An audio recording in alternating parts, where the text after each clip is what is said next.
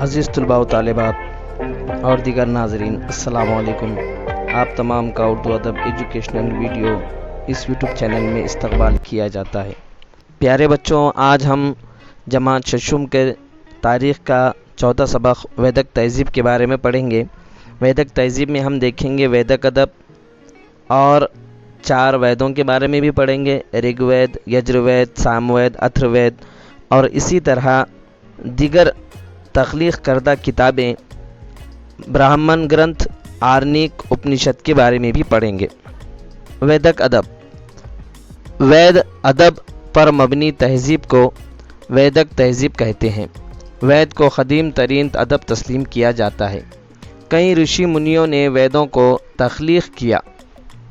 ویدوں کے کچھ حمدیہ حصے عورتوں کی ذہنی و فکری کاوشوں کا نتیجہ ہیں۔ ویدک ادب سنسکرت زبان میں تخلیق کیا گیا تھا۔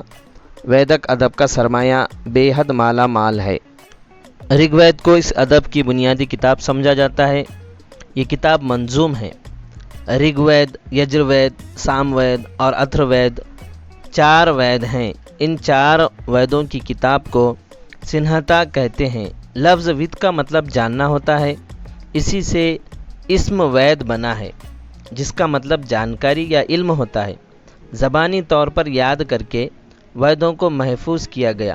ویدوں کو شروتی بھی کہتے ہیں۔ وید سنسکرت زبان میں تخلیق کی ہوئی کتاب ہے اور اسے تخلیق کرنے کے لیے 1500 برس کا عرصہ لگا ہے۔ رگ وید کے بارے میں ہم پڑھیں گے۔ رگ وید، رچا سے بنے ہوئے وید کو رگ وید کہتے ہیں۔ رچا یعنی تعریف بیان کرنے کے لیے تخلیق کی گئی نظم۔ کسی دیوتا کی تعریف و توصیف بیان کرنے کے لیے کئی رچاؤں کو یکجا کر کے بنائے گئے مجموعے کو سکت یعنی بھجن کہتے ہیں۔ رگ وید میں مختلف دیوتاؤں کی تعریف و توصیف کرنے والے بھجن ہیں۔ یجر وید سنہتا، یجر سنہتا میں یجঞ میں پڑھے جانے والے منتر ہیں۔ یجঞ کی رسومات میں کون سے منتر کب اور کیسے پڑھے جائیں گے، اس کی رہنمائی بھی اس سنہتا میں کی گئی ہے۔ سام وید سنہتا، بعض یجঞ رسومات کے وقت سر تال میں منتروں کو گایا جاتا تھا۔ وہ منتر کس طرح گائے جائیں، اس سے متعلق رہنمائی سام وید سنہتا میں کی گئی ہے۔ بھارتی موسیقی کی تخلیق میں سام وید کا بڑا حصہ ہے۔ اتھرو وید سنہتا، اتھرو وید سنہتا اتھرو نامی رشی کے نام سے موسوم ہے۔ اتھرو وید میں روزمرہ کی زندگی کے کئی معاملات کو اہمیت دی گئی ہے۔ زندگی میں پیش آنے والے مصائب و تکالیف کے علاج کا بھی بیان ہے۔ اسی طرح اس میں کئی ادویاتی نباتات یعنی جڑی بوٹیوں کی معلومات بھی دی گئی ہے۔ اس کے علاوہ راجا کس طرح حکومت کرے، اس کی رہنمائی اس میں کی گئی ہے۔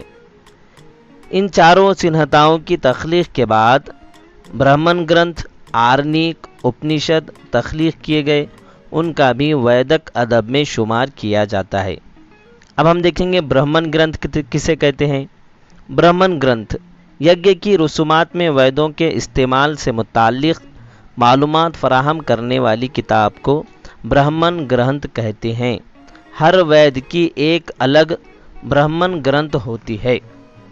آرنیک، کسی ارنیہ یعنی جنگل میں جا کر مکمل یکسوئی اور توجہ کے ساتھ کیے گئے غور و فکر کو آرنیک گرنتھ میں پیش کیا گیا ہے۔ اس میں یجঞ کی رسم انجام دیتے ہوئے کسی قسم کی غلطی سرزد نہ ہو، اس بات کی تاکید کی گئی ہے۔ اپنشد، اپنشد کے معنی گرو یعنی استاد کے سامنے بیٹھ کر حاصل کیا گیا علم ہے۔ حیات و ممات کے واقعات سے متعلق ہمارے ذہن میں بے شمار سوالات سر اٹھاتے ہیں۔ ان سوالوں کے جواب ہمیں بآسانی نہیں ملتے۔ اس طرح کے پیچیدہ سوالوں پر اپنشد میں بحث کی گئی ہے۔ پیارے بچوں، 4 وید، برہمن گرنتھ، آرنیک اور اپنشد کی تخلیق میں تقریباً 1500 برس کا عرصہ لگا۔ اس عرصے میں وید کے زمانے کی تہذیب میں کئی تبدیلیاں ہوتی گئیں۔ ان تبدیلیوں اور ویدک زمانے کی عوامی زندگی کا مطالعہ کرنے کے لیے ویدک ادب ہی اہم ذریعہ ہے۔ پیارے بچوں، اس سبق میں ہم نے 4 ویدوں کے بارے میں پڑھا۔ رگ وید، یجروید، ساموید، اتھروید اور اس کے علاوہ برہمن گرنتھ، آرنک اور اپنشد کے بارے میں پڑھا۔ انشاءاللہ اگلے ویڈیو میں بقیہ سبق ہم مکمل کریں گے۔ اللہ حافظ۔